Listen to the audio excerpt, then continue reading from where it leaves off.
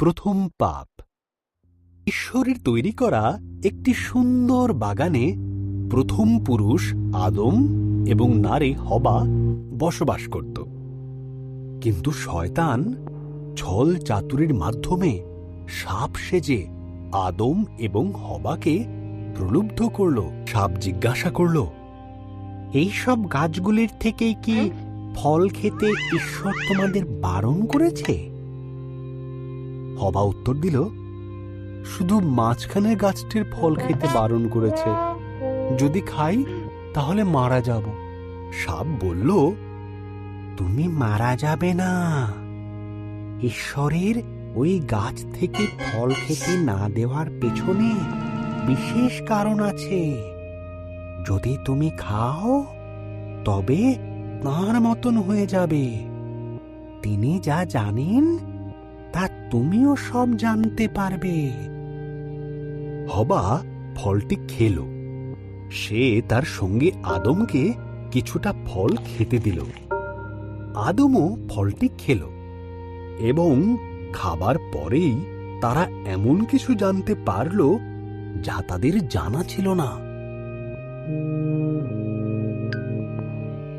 একটি বিষয় তারা জানতে পারল যে তারা উলঙ্গ ছিল।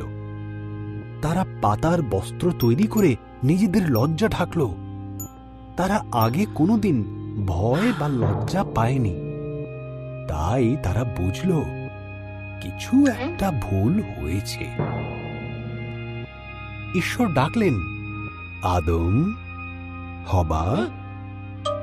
আদম উত্তর দিল, আমরা লুকিয়ে আছি, আমরা উলঙ্গ।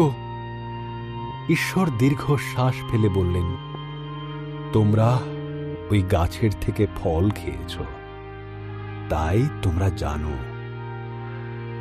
তখন আদম হবাকে দোষ দিল, আর হবা সাপকে দোষ দিল।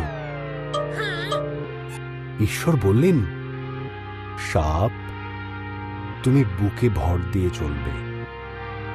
এক নারীর পুত্র সন্তান তোমাকে পরাজিত করবে। হবা, তুমি কষ্টের সাথে সন্তানের জন্ম দেবে।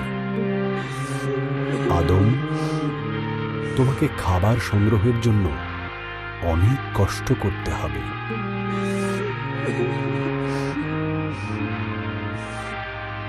এরপর ঈশ্বর আদম এবং হবার জন্য পোশাক তৈরি করে তাদের পরালেন আর বাগান থেকে বের করে দিলেন।